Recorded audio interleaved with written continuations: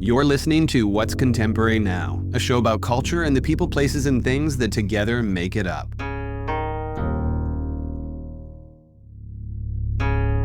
Asad Syrkett is our guest today, and I'll start with a little less convention by saying that we have no doubts you'll walk away from this episode with as much of a crush on him as we did. The newly appointed head of editorial content at AD Italy has a poetic ability to speak to the subject matter of both his personal life and the craft at which he's become a master, the blend of academic, human, and admirable self-possession. Whether or not you're personally interested in interiors, this conversation shows all the ways architecture, design, and environments have as much to do with sociology as they do anything else. His answers also prove that talent is often best fueled by sincere inquiry and ongoing curiosity.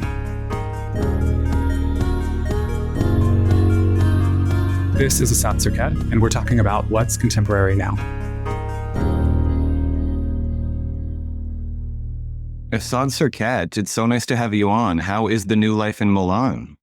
Thank you for having me on. It's very nice to see you. I get to see you. Other people will only get to hear your voice, but it's great to see you. This is true. You as well. It's been really nice to be in Milan. It's been basically exactly 2 months. It's been 8 weeks. And you were saying briefly before that there's such a difference in the experience between going to a city for work, even if it's for years, and finally living there. So what have those differences been at the beginning? One big change is obviously the bureaucracy involved in moving one's life to a new country. But also, I think, an opportunity to engage with a place in a realer way beyond the brief interactions you have with people and the kind of cursory interactions you have with people when you're only visiting and they know that you're only visiting. I think the energy that people bring you, in addition, obviously, to the energy I feel I'm able to bring now that I'm really here full time, is very different. And I think that depth and complexity is what made me want to come here. You know, I've loved visiting Milan, but I knew, of course, in advance that it would be very different to live here. And that has borne out. I think my connections to architects and designers, to other editors who are based here, those have always been lovely as a visitor. But now they actually feel like friendships where you're being able to form a real sense of who that person is outside of the kind of whirlwind of Salone and Milan Design Week, which is not like a chill time for anybody. And I really have appreciated how excited people have been to show me Milan in a deeper way. I think it's a privilege actually to have this time. Yeah, and I can't wait to dive into all of that in more detail. Obviously, we love to start at the beginning and provide the world with context for your own story and touch upon some of those formative years that really set you upon this path. So what was the little boy like before he became the man?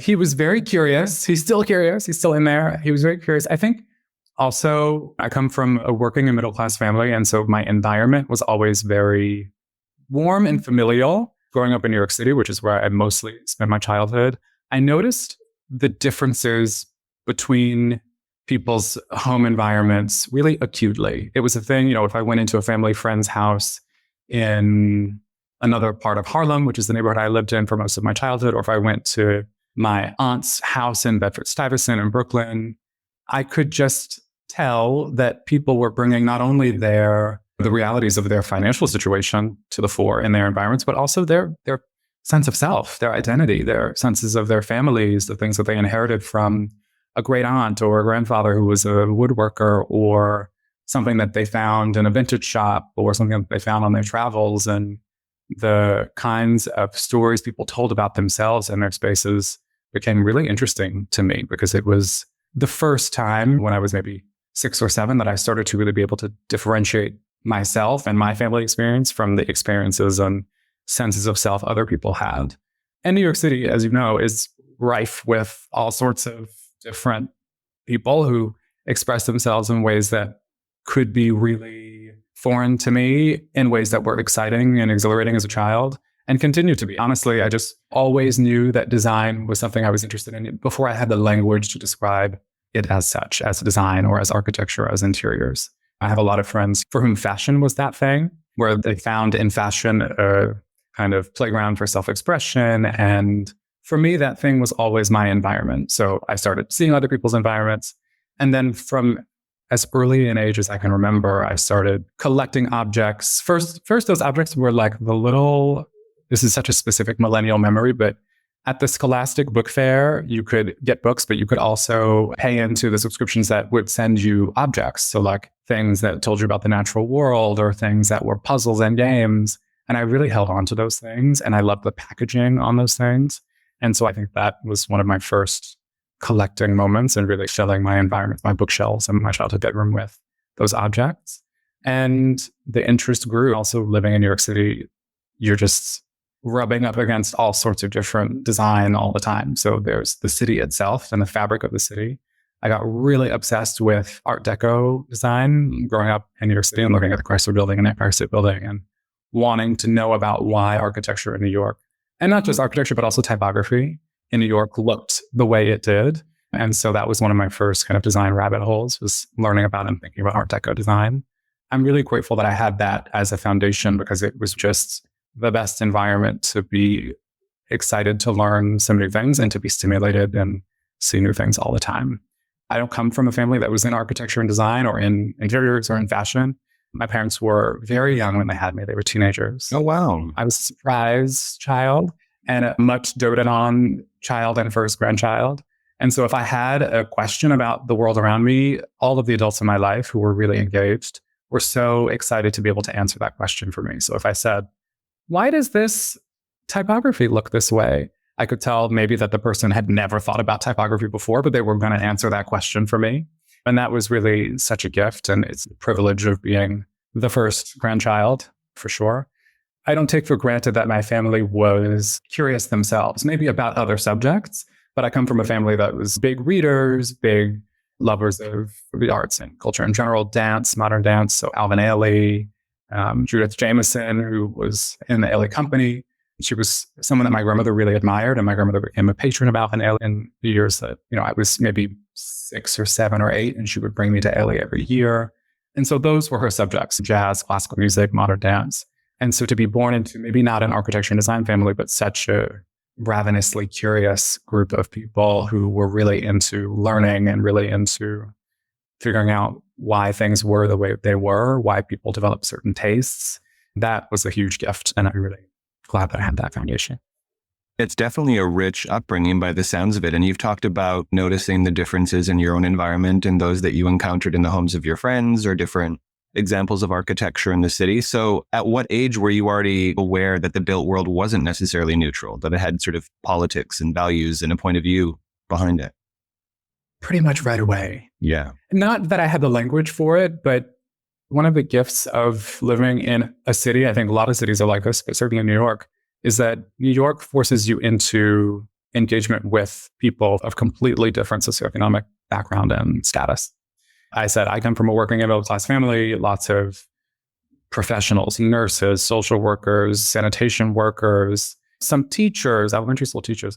But to then be in an environment where I could be in the Macy's on 34th Street and there's a woman wearing the most fabulous coat, and she just clearly looks like someone who's having a very different experience of life, or be on the subway and see someone carrying a bag from a store that just had the most incredible packaging and typography. Those were the things that sparked my interest and also showed me that, people were just living in a completely different way than I was used to. And I think retail environments, actually, like the design and interiors of retail environments, those spaces were often the spaces that I was noticing that difference first. Because in New York, you may rub elbows with people who have different backgrounds, but you're not necessarily being invited into their home. And so for me, those retail environments, whether I mentioned Macy's, because that was, I grew up in the 90s in New York, so the era of department store retail. I went into Woolworths with my grandmother all the time, my maternal grandmother, who also lived in New York. And those experiences definitely were educational and eye-opening for me.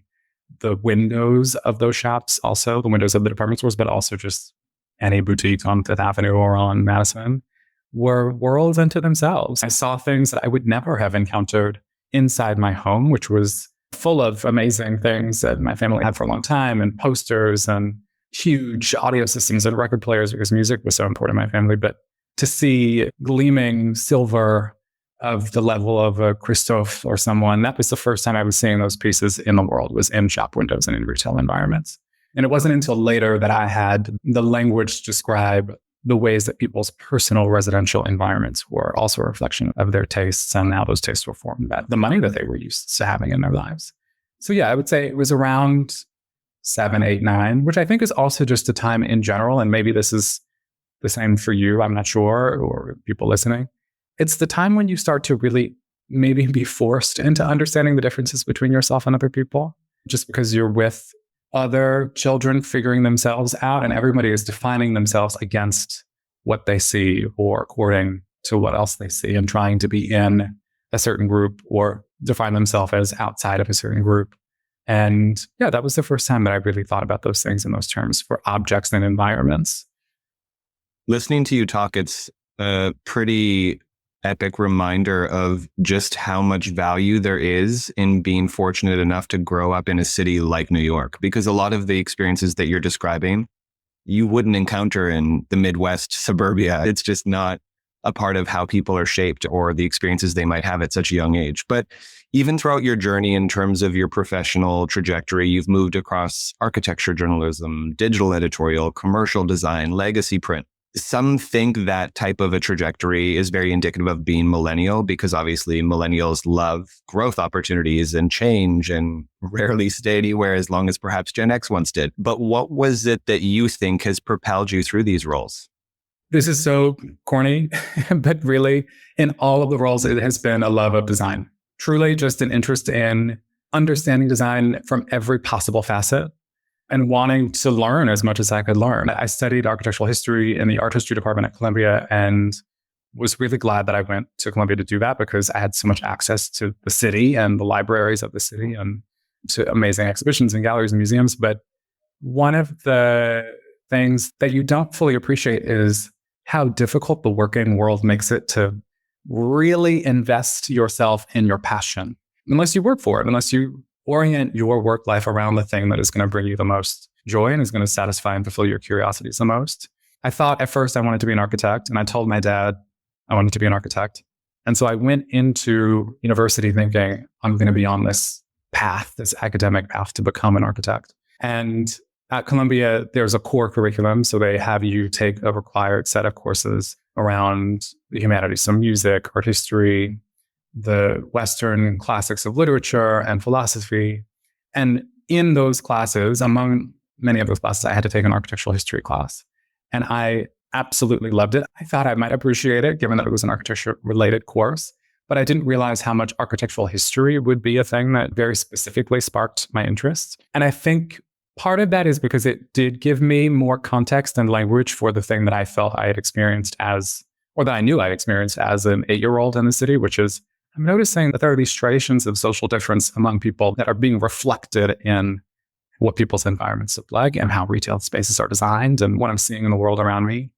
But to then be in an academic environment that was giving me more information about how that came to be in the discipline of architecture and why and how people used design and architecture to evince their own power, to say, I have authority and power in this space, or because of the power of the church, for example. We are building these monuments to our religion, our religious icons. So much of my architectural history classes were about cathedrals in Western Europe, for example. And that was the beginning of a lot of those classes and how they were structured.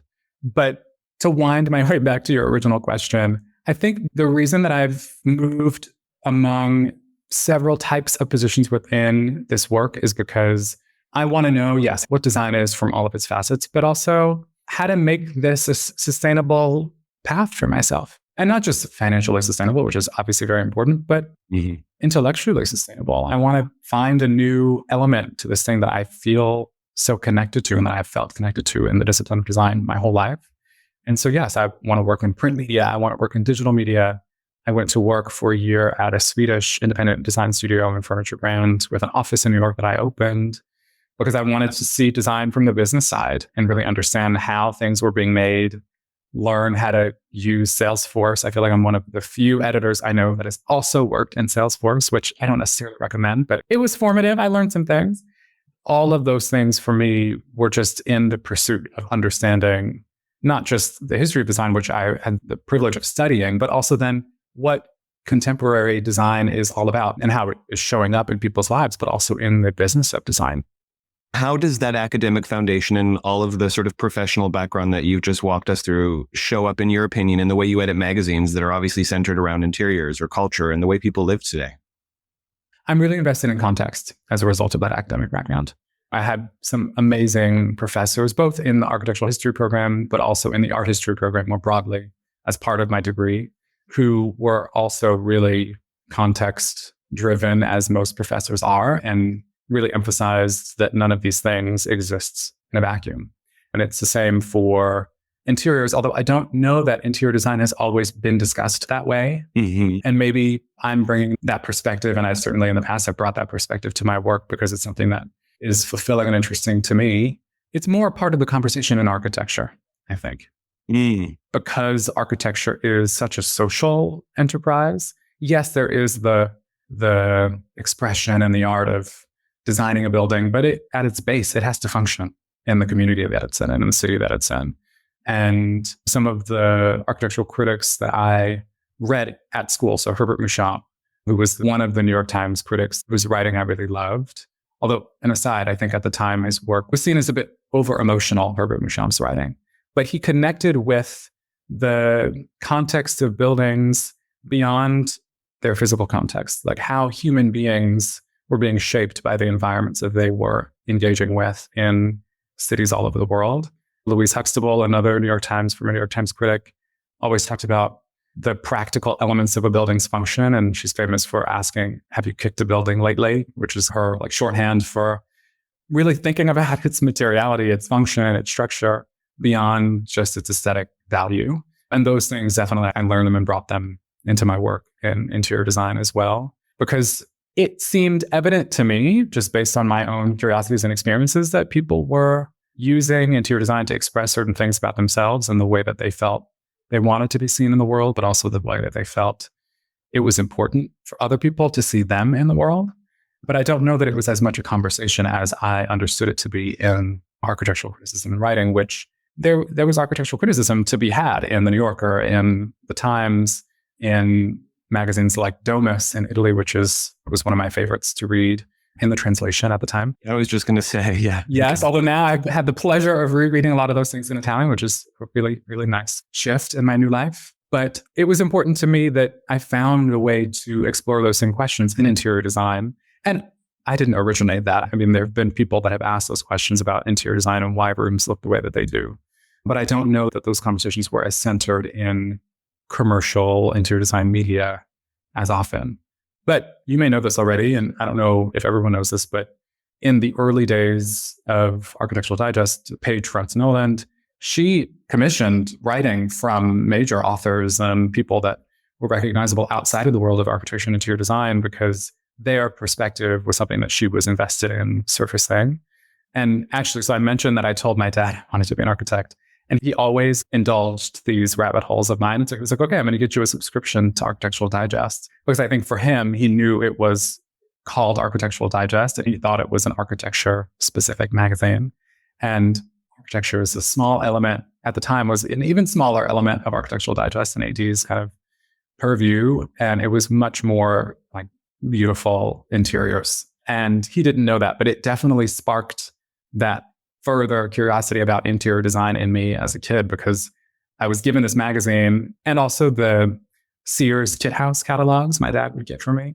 And so I would look at these blueprints of these homes, and that felt more related to the thing I thought being an architect was.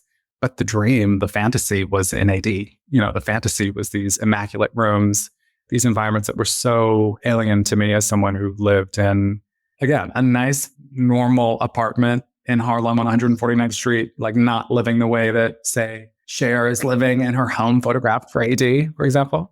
So there was an opulence there. There was a fantasy there that was really intriguing for me.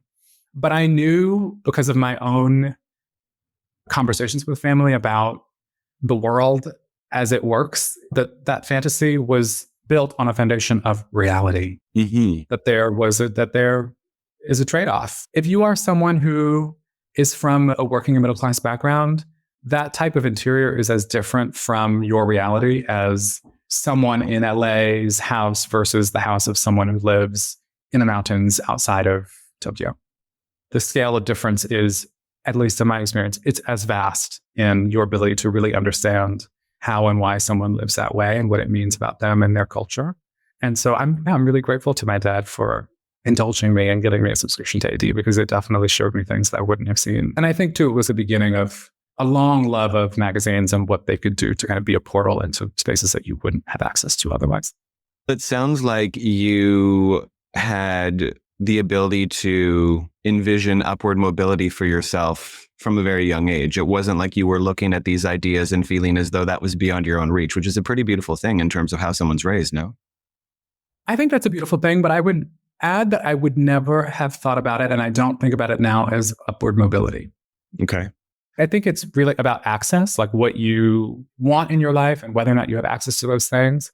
But one of the reasons why I'm so invested in context and interior design storytelling is because I also knew from my family experience that we lived in modest environments, but they were so full of joy and warmth and these things that weren't always so evident in the photographs I was seeing of beautiful, professionally decorated interiors. You know, they were great in the photographs and in recent years, they're great on camera, but it doesn't necessarily mean that you are having greater access to something because your environment looks a specific way. When I find an interior where I feel like those things are twinned, that a person has self-actualized to an extent that their environment reflects the work that they've done on themselves, that is so great. But it's not always the case. And this idea of upward mobility, I think, is such a, and I don't mean to pick on that phrase. No, go for the gold. I feel like you primed it. It's a thing that people think about when they think about hiring an interior designer, hiring an architect, this idea of establishing yourself as being in a different period of your life, having moved upward into some new period of your life. But I think that that language, which I am always so aware of because of my own experiences, it can, it can kind of mask that soul element of, well, where are you moving to and what did you move away from in that mobility? And so for me as an editor, I love this idea of a space that isn't just the result of someone's access, but is also the result of someone's desire to move in an upward way in themselves. And so their space reflects that. Rather than thinking, okay, I get to live in a specific area or I get to live in a specific kind of house, which is obviously fab also. I love those things too. What a charming perspective. I'm feeling very suddenly interested in your personal point of view that you had touched upon earlier when you were saying the way a room can essentially indicate whether or not someone's actually done work on themselves or the presence of joy and the quality of a lived experience versus just these aesthetic shifts. So what are some of the things that you first notice when entering a space, especially a personal space of someone, and how do you detect whether or not those things have happened on a personal journey? It's hard to detect. I think you have to have some extensive conversations with someone to really understand how and why they make the decisions they make. But I always notice whether or not there are books in someone's house. Of course. And it doesn't matter how many, even if you only have a dozen books, 5 books, that's fantastic. Love that for you. But also, are you a reader? Are you someone who's curious? They don't have to be novels. They could just all be coffee table books, but do you have books? That's the first thing I notice. And then are the books decorative objects and accessories only, or do they seem like things that the person is actually engaged with in some way? And some people that's not the thing that they go to. For some people, it's music, and they have an incredible collection of vinyl, and that's displayed in some beautiful way, or that's spotlighted in a way that you can tell it's something that's really important to them. But I do look for books because it's a thing that is important to me. I mentioned vinyl. I am always very curious if someone is a music listener and what that looks like for them. I will also say my dad's collection of vinyl was extensive. I have a few of them that I brought to Milan with me. But the way that his speaker system looked, the giant, heavy speakers in a wooden frame, like this inset into a walnut frame, that's such an intense and strong memory for me as a kid. So I look for those things in someone's interior environment that reflect their specific interests. For some people, that is amazing art, and they collect photography, and you see that in the photography that they collect. Or I have a friend who collects pepper and salt grinders, and you have never seen so many in your life, but also the most fascinating collection of pieces from the middle of the 20th century from Denmark and from Sweden, stainless steel pieces from Alessi in the 1980s here in Italy. And so her collection, like that's a specific kind of thing that she's invested a lot of her time in. And that for me, it's such a treat to see someone kind of nerd out in their environment like that. Mm-hmm. So I look for those things first, for sure. And because, again, they're a reflection of not just someone's kind of pet obsessions, but really the thing that for them is what they need to surround themselves with in this dimension. I think it's really easy to say, oh, I'm interested in this type of thing, but to decide that you want to actually fill your space with that and engage with it visually and maybe more than visually. If it's a collection of pepper and salt mills, maybe you're using them while you cook. That is really special to me. It sounds like there's somewhat of a parallel with the conversation around there's no good or bad style as much as personal, right? And people owning that identity and having an identity, period, point blank, is obviously always an attractive thing. Would you say that same perspective applies to design and the way people essentially populate their environments? It sounds like that's kind of what you're saying, really. Absolutely. I would 100% agree. Not only is there no good and bad style, I also think if you like it, I love it. If this is something that for you is really an embodiment of the taste you've developed over the years because of your specific interests and not because of something that you saw on Pinterest or on Instagram, which is so often now we are in this world where people are seeing things for the first time ever on these digital platforms. I would much rather it be maybe something I would not choose to live with or live inside, but that is special and has meaning for the person. And so as an editor, I'm someone who has always been interested in modernist interiors for myself. For example, in Brooklyn, before I left New York, I was living in a house built in 1925.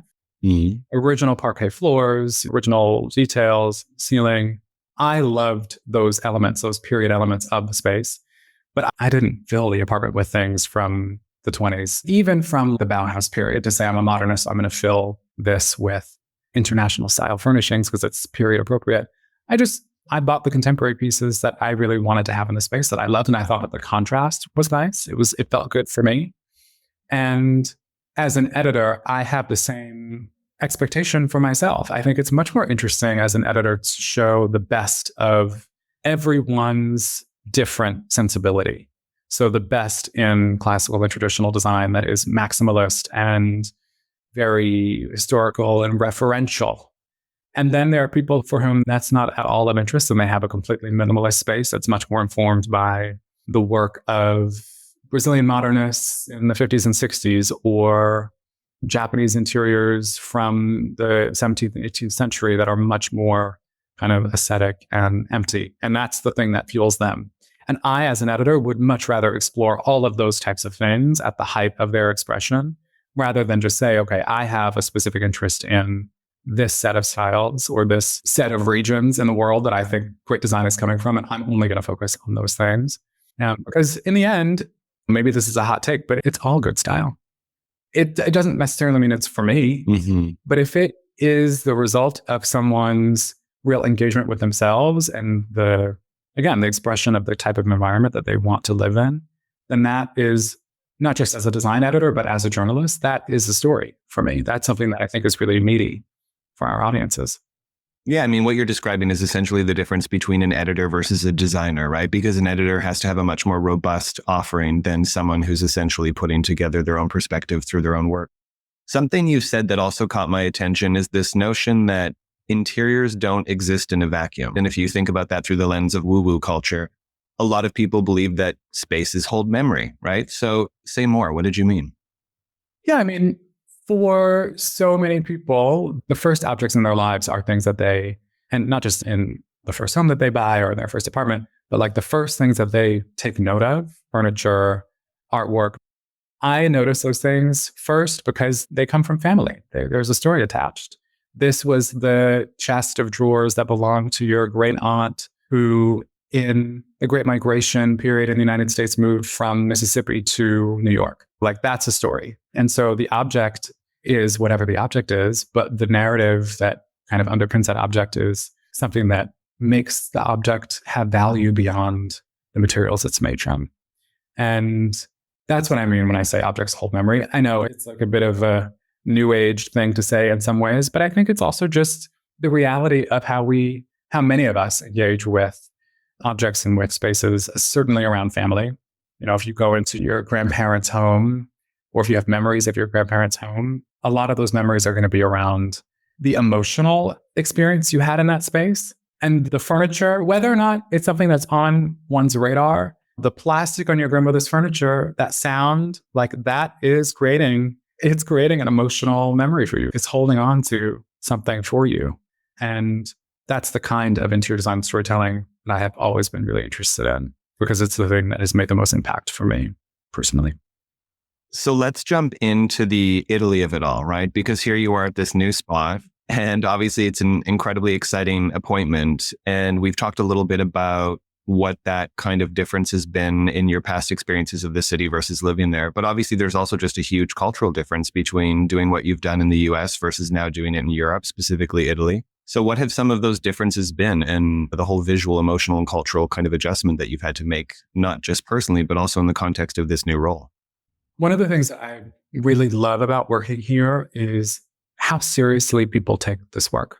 And I don't know that that is specific to Italy. I think it's actually just specific to cultures in general that really value craftsmanship and the makers who are involved in producing the object. So I talked about objects holding memory and meaning. No one knows that better than the Italians. With apologies to my colleagues in Paris and London, other places where there's great craftsmanship being produced all the time, the business of design in Italy is oriented so much around these families that made the decision to invest their time and energy and effort into getting really good at doing something very specific. And to do that, you need to really be dedicated to honing your skill, finding a way to make whatever that passion is profitable and financially viable. One of the reasons why I've always loved Italian design is because there is this immense emphasis on how things are produced, the materials that are used to produce them, where they are made. For people who are not as familiar with designs, like when I talk to people who are foodies, for example, if you're someone who loves wine and you are thinking about the land where the grapes are grown as part of what the final experience of the taste of that wine is, I would say it is incredibly similar for glass blown in Murano. That's why contemporary designers are still going to Murano, because that is where the expertise is. That's where the people who have the decades of experience producing these pieces, that's where they are. But also there is this influence of the place itself and the immense kind of international exchange that is in the fabric of the history of Venice and Murano. So that informs the way that the furnaces are working, the way that they're engaged with global companies that come to them for their expertise. And so to be in a place that takes so seriously that side of design, that facet of design, which has always been something that I have been involved in writing about and that I've always been curious about, is really such a gift, because it's an opportunity for me to understand it more deeply from this perspective of someone who has moved here full time. It might be a faux pas question to pose, but with such a rich industry in the country, why do you think they imported an American editor? Was I imported? No, look, I don't think it's a faux pas question. I think it's a question that a lot of people have. And I can only answer for me. I think that there are answers for other people who were involved in the decision, obviously. But for me, the answer is because they knew they were getting someone who was going to be endlessly curious about what is happening in Milan and in Italy right now. And also someone who is not afraid to not know things. Because that's the beginning. That's the beginning of every good article, every good investigative report, every good interior design feature in a magazine is actually not knowing how someone lives, not knowing how something is made, not knowing why it looks the way it does, and being willing to go directly to the experts to find out, directly to the client to understand why they made that decision with their interior designer or their architect, directly to the place where the thing is being produced. Also, I think there's real value in bringing an outside set of eyes into a place that, again, with all respect, can be very closed, very cloistered. You know, Milan throws its doors open during Salone, and that's why everyone loves coming here, why I have loved coming here for a decade to visit during Salone. But Milan itself is a former walled city that can still energetically feel quite walled, which is why I feel very lucky to have Italian friends who throw open doors for me, literally and figuratively. And people always, and I have felt this in my interactions with people over the last 2 months.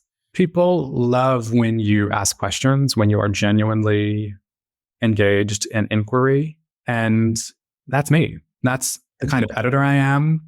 And for any brand that wants to find a new way forward, obviously I am biased because I'm here, but I think it's a really nice thing to know that the person who's going to be leading this brand into the next phase, the next chapter, is someone who's going to be asking, I hope, the right questions, finding the juiciest story in a place that is maybe unexpected because I'm coming from outside and just want to know all the things I should know.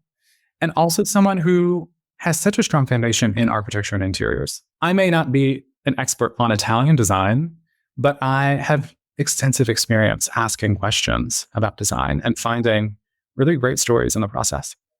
On that subject of questions and sincere inquiry, like what are the questions that guide your thinking as an editor when it comes to this particular role, or the things that come up in your mind when you're editing, commissioning, and imagining what design can be in the context of that magazine?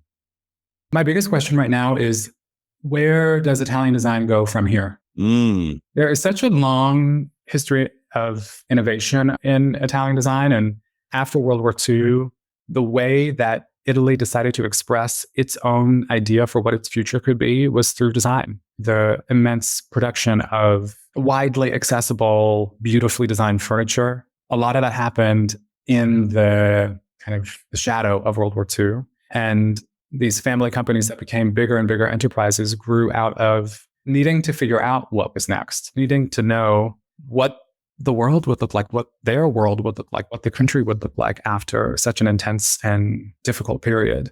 And design was a language of optimism for Italy. And that optimism is something that has been so apparent in my study of design over the years and my study of Italian design in school and in the years after university when I started working as a design journalist. And that has been the thing that has always drawn me to Italian design, because it was so evident that there was this faith in design as an opportunity to find an answer, even if the answer wasn't already apparent. You know, it's like, okay, we're going to do this because it's industry and there's real financial potential in this, but also because there is a love for craft and we have the ability to make. Andiamo, let's do it. Let's produce as much as we can for this new clientele, which are people who were coming out of the war period and finding that they had expendable income and houses that they were setting up and cities that were expanding. So there were new homes being built that needed to be filled. And what does it mean to do that? Not just to fill a space, but to express a certain vision for what the country could be, what is next.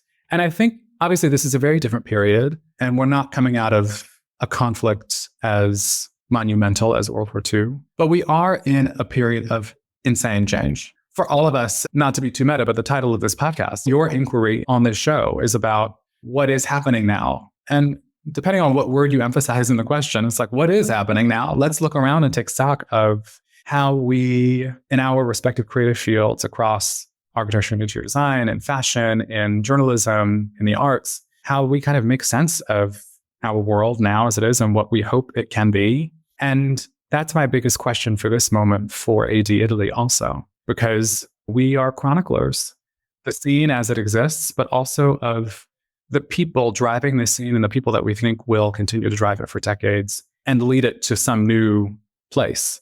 You know, the know-how, the business apparatus, the makers, they're all still here working at the highest possible level. And also we are in a brand new world. There's the AI of it all. Just in the last 2 years, I think all of us have had a much deeper knowledge of and engagement with AI and all things artificial intelligence. But then also I just think about the fact that Instagram is 12, 13 years old? Maybe it's 15 years old now.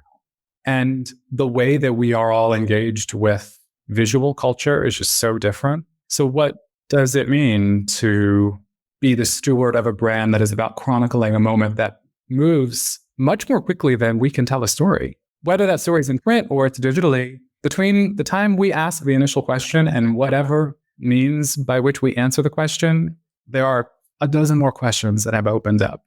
And that, to me, is certainly the vibe in Milan. I think after Brexit and after COVID, two very different periods of tension and immense change in Europe and in the world, there is this change I am registering in Milan as someone who's come here for many years, but notices that there is a much more kind of international and global energy here. And at first I thought maybe this is just my like expat goggles that I have on.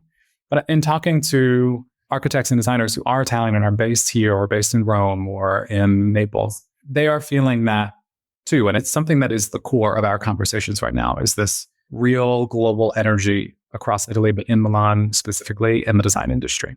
And so figuring out what's next and being the place that people can come to read about that if they love design or if they're just curious about the way that the world is and what the world's shape is around them is really exciting. You once asked, when was the last time a design magazine truly surprised someone? What does real surprise even look like? Is culture capable of being surprised at this point when it comes to media and content? I think unless you are really jaded, it's possible to be surprised. And if you are someone who's really jaded, I don't blame you. We live in the world we live in. No, I think it's possible to be surprised. For me, that has to do almost entirely with the people who are at the center of the story. I mentioned glassblowing traditions in Murano and in Venice. It can be a surprise, or it has been for a lot of people when I tell them this. It has been so long that those craft practices have been in practice in those places, but the pieces that are produced still look so new. And that is a surprise.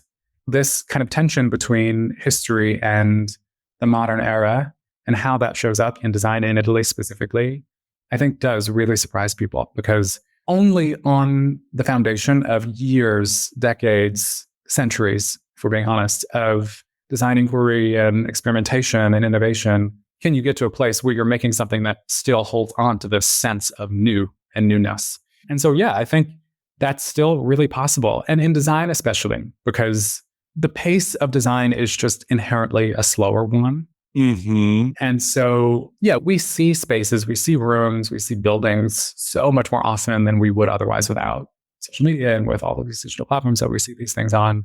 But when you visit a space, the energy that it can elicit from you, still for me, years into this work, the energy that the emotional response that it can elicit from me is still a surprise. And my whole team, full of people who love design and love this work, if we can bring even a fraction of that energy into the conversation, we will surprise and delight the audience. But I also think we'll just attract people who are curious, maybe not about design specifically yet, but are ready to get on this ride. Funnily enough, it's one of two magazines I subscribe to. Obviously, my subscription is the American version, but it's not because I'm particularly invested in interiors myself or even architecture with a great degree of passion, as much as it was always a type of visual therapy for me. You know, I remember working through the pandemic and having to work from home, and I would have different sort of pages of Architectural Digest latest issue open on my desk just for the sort of environmental inspiration to shift my mindset while the world was shut down. And I think there's just such a vast application for that style of content. You don't necessarily need to be a part of the trade industry or any of those things. It's just this incredibly beautiful, aspirational product. And obviously that's not an exception to the rule when it comes to other iterations of it. But there was another question I actually wanted to ask you about aspiration specifically, and whether or not you find, you know, has it become manufactured, or do you feel like aspiration today is actually becoming more honest? I'm very glad to hear that you subscribe to AD in print. Yeah. Look, I worked in digital media for 5 years after being at AD as a junior editor, and I really love the possibilities for the way you tell a story digitally. Like, you can just, obviously, you can do so many different things in that format, but engaging with interior design stories in print is just another thing. Just the immersive quality of a print experience. I mean, I don't have to tell you this because you're a subscriber, so you get it, but it is just a different thing. So I'm glad to hear that. So you asked about aspiration, and I do think that aspiration is becoming more honest because we've all been so steeped in the language and like the visual culture of aspiration, what it looks like to aspire to be in a certain type of environment, or to wear certain clothing, or to have certain access to certain material reality. It's been years of that in the culture at large. And I sense some fatigue with that. Maybe I'm projecting a bit. I definitely feel some fatigue with it. But I think, and I said this earlier, and we talked about it being kind of new agey, and I do indulge my new age tendencies, but there is an aspiration among a lot of people, certainly people who are curious about interior design, to a better sense of understanding of themselves, and letting that be the thing that is reflected in how they show up in the world and what their environments look like in their life. And that to me is a great sign, because it means we're moving away from something that is surface and to something that is a little bit more honestly engaged with the world. And one of the things I think makes this work so great is the people, and people who are sure of themselves and are doing work that they are passionate about because of their passion and not because they aspire to live their life a way that they think will look good. I have to say, you have very attractive opinions. What is your opinion on contemporary culture today? I mean, it's such a beautiful primer leading into this last question. What is contemporary now? I know you asked all of your guests this, so I was fully prepared to say that what is contemporary now is the human touch.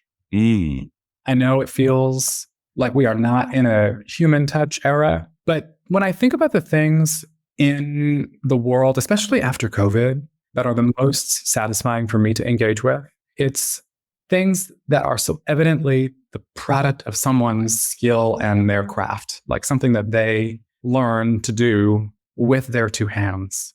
And it doesn't necessarily have to be with their hands. I'm someone who, I love modern dance and watching dance, and that was something that came from my family. But also living in New York City, you just have access to so much. And watching someone, whether it's modern dance or ballet, performance art, watching someone dedicate their body to something, there's not anything a digital anything could do to replicate that level of commitment and dedication to a craft. And I think the further we go digitally in our access to technology and our access to certain digital tools, the more people will understand that the most contemporary thing you could do is to spotlight, to celebrate, to be involved in whatever way you can in things that are made by people, that are the result of someone's physical effort, their intellectual capacity themselves as a person. It's the thing that makes our species what it is. It's incredibly special. And I think there's this return to it now because of all of the things that we have been steeped in the culture for at least the last 15 years as we've established.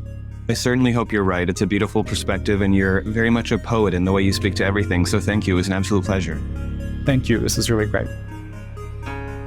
Thanks for tuning in to this episode of What's Contemporary Now. A special thanks to our producer, Sasha Grindblatt. Audio post-production by Chase Coughlin with original theme music by Joseph Topmiller and Chase Coughlin of The Black Soft. And visual design by Aaron Meager and Graham Prentice. Subscribe now to be the first to catch new episodes each week. And if you've enjoyed listening, we'd love to hear from you. Leave us a review and let us know your thoughts. Your feedback helps us improve and reach more listeners like you. Follow us on Instagram and LinkedIn for additional content and join the conversation. Let us know what you think is contemporary now.